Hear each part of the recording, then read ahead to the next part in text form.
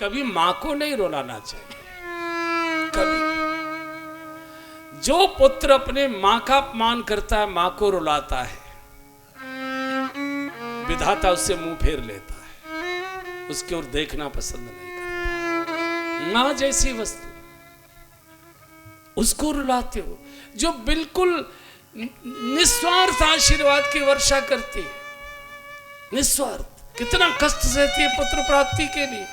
ये व्रत करे, ये अनुष्ठान करे, इस महात्मा के यहाँ जाए, उस तीर्थ में जाए, ये जल चढ़ा, ये कर, ये कर, ये कर, मेरी गोद में बालक आवे, बच्चा पैदा होता है।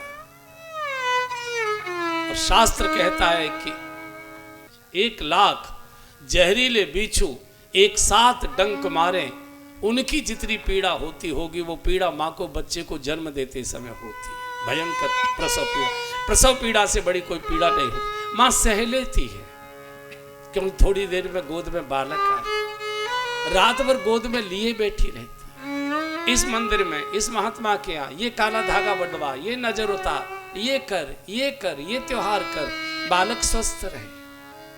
कितने प्रकार की मिन्नतें मनौतियां बनाती है। और वही बेटा बड़े होकर जब अपनी पत्नी और अपने बच्चों के सामने अपनी बूढ़ी मां को आंख निकालकर फटकारता है, बीच में बताया करो, बीच में मत बोला करो, तुम क्या कर रही हो, काम करो अपना, यहां क्यों खड़ी हो। मां बोलती तो कुछ नहीं है, एक शब्द भी बोलती नहीं है, लेकिन भीगी आंखों से बेटे के तमतमाते चेहरे को देखती है। और उस समय मां को प्रसव का समय याद आ जाता है, दर्द याद आता है। इसके लिए मैंने पीड़ा सही थी, इसके लिए मैं तीर्थों में और महात्माओं के यहाँ जाकर नाक रगड़ती थी। कुछ नहीं बोलती, एक शब्द नहीं बोलती।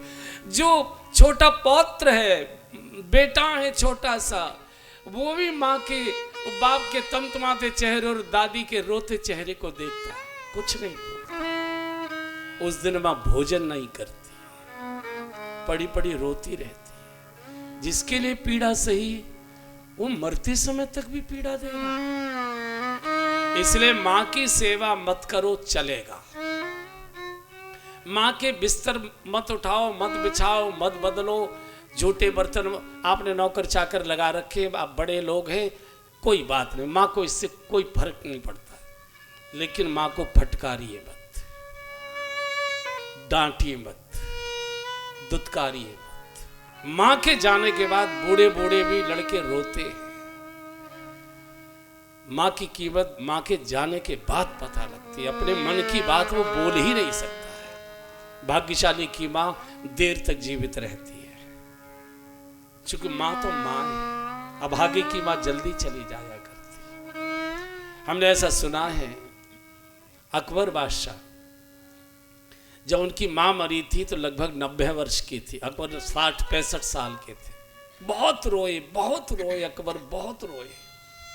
एक दिन एक सचिव ने पूछा, जहां पना सबको जाना है और माँ तो पूरी उम्र करके गई है, और फिर आप जैसा शहंशाह बेटे के रूप में देकर गई है।